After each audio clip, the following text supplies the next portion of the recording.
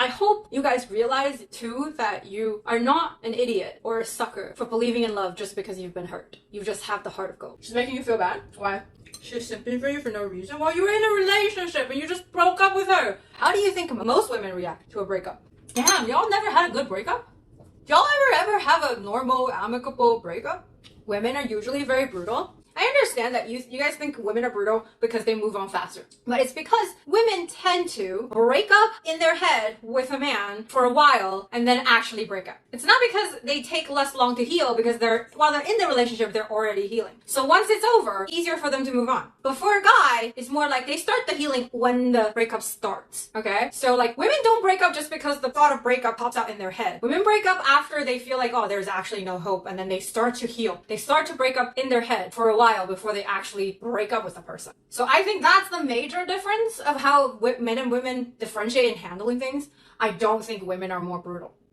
How is it cold? It's just different. The gender difference is not like one is better than the other. You should never kind of see it as like, oh, like one way is more superior than the other. I don't do the mental breakup thing anymore. I did. Don't get me wrong, I did. But I don't do that anymore. I'd rather be more available, and then be more available for me, because being in a relationship is time consuming, you know? Mentally exhausting. And it's energy draining. Fuck that. You don't think you're that much of a problem? If people are always brutal to you, specifically women you dated, and the common denominator is you, like, I'm not saying it's all your problem, but some of it gots to be your problem, eh? It could be that your type of women and then how you treat them is kind of attracting certain women. You're a contributing factor of everything. Doing soul searching and figuring out what that factor is only gonna help you. Looking at yourself, there is not such thing as looking at yourself too many times. There's not a point where in your life you're just like, I can do no wrong now. I have been self-developed. That's it. No more learning for me to do. I am perfect. Everything else is everybody else's fault. Even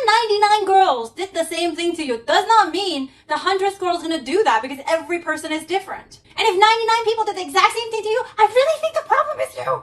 I really think so. It's not. No. Goddamn. There's not a time that you ever can't improve your own behavior. And we can never control other people. But the only thing you can do is control how you interpret things and how you move forward. I understand you're tired of it. I understand you're tired of being the person that's responsible. But you need to understand, being responsible is pointing fingers of whose fault it is. But being accountable is just because you are part of what happened and both people are accountable. You cannot escape accountability in any interaction between men and women, between coworkers, between friends, between intimacy. It's never her fault and it's never your fault, but you're both accountable for what happened. When someone tells you they like you, it's manipulation. What kind of fucked up world do you live in? Why is your perception so skewed that you feel like you're the victim all the time? What the fuck? I mean, granted, if saying it's all your fault makes you feel better, by all means, I guess. But it's not gonna make you feel better in the long term. You're saying I'm too old to care. I happen to think the older you are, the more you care. But you just happen to care about the right people. You're better at selecting the people you actually care about. And it's not a bad thing to care more. Yes, when you care about the wrong people more, you get hurt more. That's not your fault. That's not the fault of caring a lot. Don't stop caring. Stopping to care isn't gonna make you hurt less. It's gonna make you love less, and the world is gonna be a sadder place when you look at it. Shit. Of course, you're gonna feel like, oh, if I don't care about this bitch, she can't hurt me. But you're also not giving yourself a chance to invite real love in your life. Because somebody else manipulated you before, and you think this girl saying that she loves you is because that she's still manipulating you. So you're the classic case of hurt people hurt people. Yes, you don't deserve to be hurt, but you bleeding on other people because of your current wounds is not cool either. You ain't hurting nobody. You literally just broke up with somebody and then talk shit about her still liking you and saying that she's manipulating you for saying she still likes you. How is that not hurting someone?